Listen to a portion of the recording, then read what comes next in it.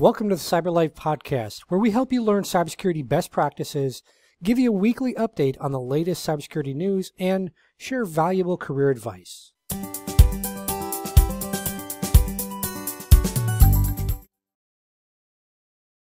Hey everyone, it's Ken. In today's episode, you're going to hear from Khushi Gupta. Khushi is currently a PhD candidate for digital forensics. She also holds a bachelor's degree in computer science, and she's originally from Kenya, so she's here in the US working on her PhD. She's won the Microsoft Imagine World Cup back in 2021. She's also worked some internships around digital forensics while she's still in school for her PhD. And in today's episode, she's going to talk a little bit about her journey, both as an international student as well as someone working and finishing a PhD in digital forensics. So she's going to share a little bit about her career journey so far and some of the challenges as well as some of the advice that she has for those out there that might be pursuing a PhD or thinking about it, or even just deciding to pursue a career in digital forensics. So without further ado, let's dive right in and learn from Khushi.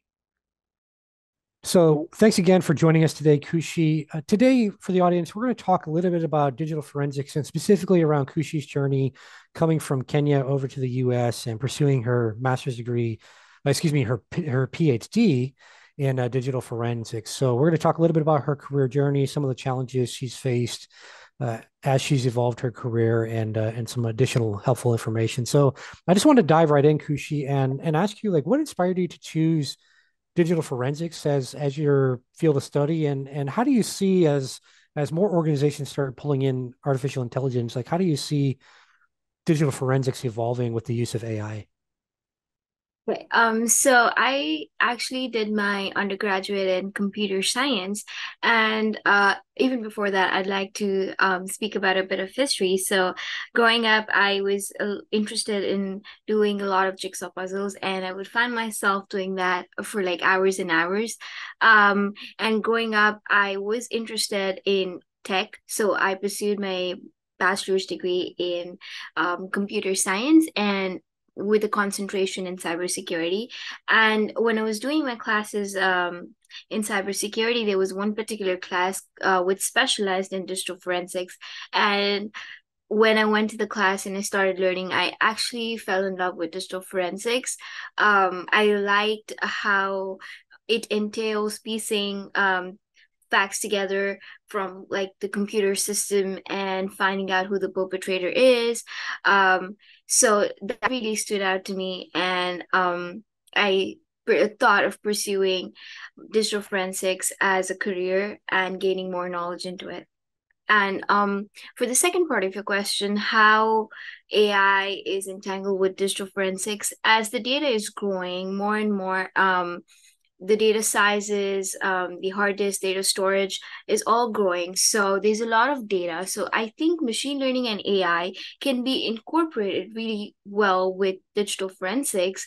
In the matter that AI and machine learning can help us really save time when investigating, as it can pull out things that humans will take a lot of time to analyze. And so this would help us get evidence even faster and make response times less. So as I mentioned earlier, you came from Kenya to the US to pursue your degree. So can you just share some of the challenges? Because there's actually a lot of people in the cybersecurity world that travel to another country, whether it's US or Canada or UK or any number of countries to further pursue their education. So can you just share maybe some of the challenges that you went through in making that journey? Yeah, sure. And here I think I speak for all international students. I think we come from a different part of the world to pursue our further studies. So it's I wouldn't say it's easy, but at the same time, we are dedicated to do so. So coming like miles from home, you kind of miss home sometimes, and all the other challenges that you face, for example, homesickness. But I think our passion drives us. So it's really important to listen to your heart and follow your passion when you are making that journey. It makes the obstacles feel a little less when you have a calling for cybersecurity. So yeah, that's what motivated me.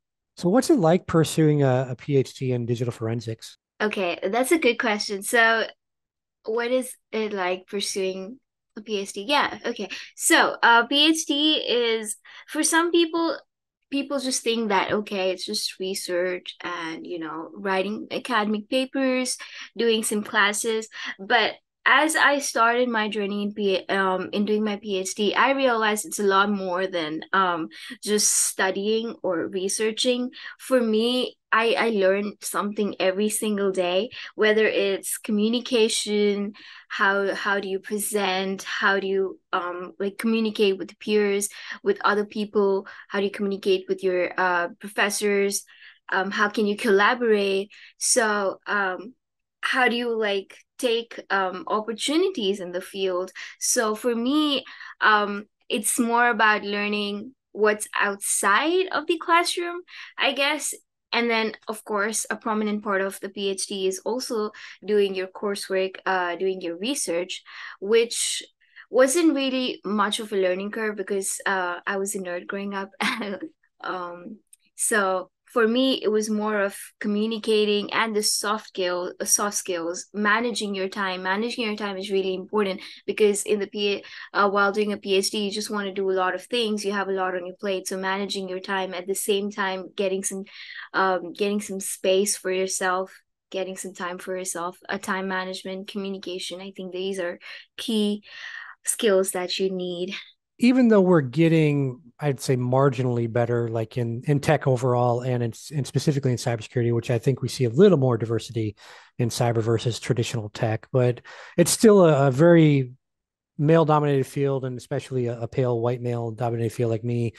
So, as a woman in tech, like, are there any challenges that you've encountered? And if you have any like specific gender related obstacles that you face, if you don't mind sharing those, and then just maybe sharing like whatever challenges you face, like how you actually overcome them, because I think that'll help some of the listeners out there. Yeah, for sure. So underrepresentation, again, as you mentioned, is a really big challenge. And I think that is the source of all the other challenges that women face. I think underrepresentation is should be avoided or like eliminated first in order to reduce the other challenges, because if we have more representation of women in the field, I think more women can be empowered and encouraged, because with the society or like the community of cyber women. So I think underrepresentation is the major source of all the issues, but I think we are doing pretty we're trying to eliminate that. There's a lot of groups out there, women in cybersecurity. I'm also part of that, and all the we also have affiliates for women in cybersecurity, which I'm also part of, and I'm really proud of that. And I try to work on these issues indirectly. I also teach a class in digital forensics, and I do notice I've been teaching for almost 2 years, and I do notice that the representation of women in my class is very less compared to the men or the male.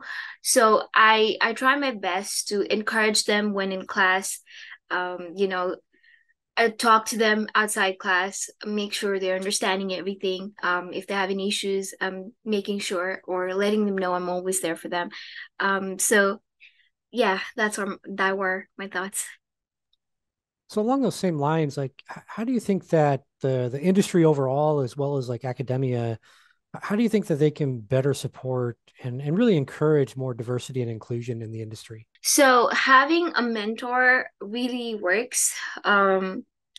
It's great to have a mentor in the field. My advisor, he's very encouraging, motivates me all the time. So even if I'm feeling low or I have some obstacles during my PhD, when I go talk to him, and we figure out a way together. So I think having a mentor really helps when embarking on such a journey, and you can learn from their experiences actually, and that's what I do. I try to learn from his experiences, and so that I don't make the same mistakes again. So having a mentor and having a community that supports you is really key or vital when embarking on this journey, and I'm grateful to have that. So when we think about digital forensics, like in your opinion, are there any specific skills or like certain qualities that are really critical for success in a digital forensics role? Like, like if someone's listening right now, they're kind of like, well, should I do digital forensics? Is this maybe a field for me? Like, what are some of the skills or qualities you think that somebody would need to be successful? So in digital forensics, I think there are many key skills that you can utilize in digital forensics. But the main skill that I think is vital for your success in the digital forensic realm is the curiosity. You have to like digital forensics or like cybersecurity as a whole is like a dynamic field. You get to learn something every single day. So just the curiosity to learn and the excitement to learn new things is really important because you can never know it all. You always find new devices, every other day, and then you do not really know about them. I do not think there's a degree that will teach you about every single device or every single case that you would encounter, but just the hunger to learn more every single day plays a big role in the success in this field. Other key skills, communication, really important, and report like that comes under like reporting and like talking to customers, talking to peers, and of course like the tech knowledge that is required in digital forensics is also good to have. Coding. So yeah, I think these are the major skills that you need. So are there any like personal achievements, milestones, or like any projects that you've worked on that you're particularly proud of and you want to share with the audience? Yes. So I think my major achievements in the 2 years I've like of the 2 years I have completed in the PhD are my internships. So I did my first internship in the Sam Houston State University Police Department, which allowed me to really understand how digital forensics plays a role in the criminal side of things, like criminal investigations and how they're done. And the other internship that I had was in Crow, which I did this past summer. That exposed me to the civil litigations that involve digital forensics. So gaining an idea on the criminal side and the civil side really opened my eyes to the different avenues digital forensics can be used in. And it really just enlightened me on the different possibilities you can have with digital forensics and what route you can take. So I think those are my I pride that I got those internships and I'm really grateful for that. Other than that, the projects per se, I'm really proud of my research. Getting to know in investigating social media applications really fulfills me. Getting to know what artifacts we can find during cases because almost every investigation nowadays involves social media. So this is something I'm really passionate about, and it's my PhD dissertation too. So these are some of the achievements I think are my best. Kushi, I want to ask you any final thoughts or advice, either for someone that's looking at a career in digital forensics or that someone that's looking to go to another part of the world to pursue their education. Any final thoughts or advice for those people? Yeah, of course. So I think just follow your passion because if you just try to do something that you're not passionate about, it wouldn't last long. So just following your passion really goes a long way, even for all the women out there who who might get like imposter syndrome or like feel that they are not enough or just are intimidated by the underrepresentation of women. I think it's really important to follow your passion, keep your head held up, and learn every single day.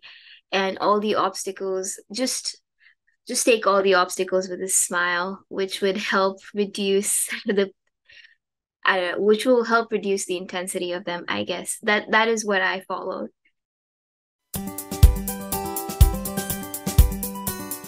Thanks for listening to the show. If you're looking to secure your business better or build up your cybersecurity career, then check us out over at cyberlife.tv. That's CYBERLIFE.tv.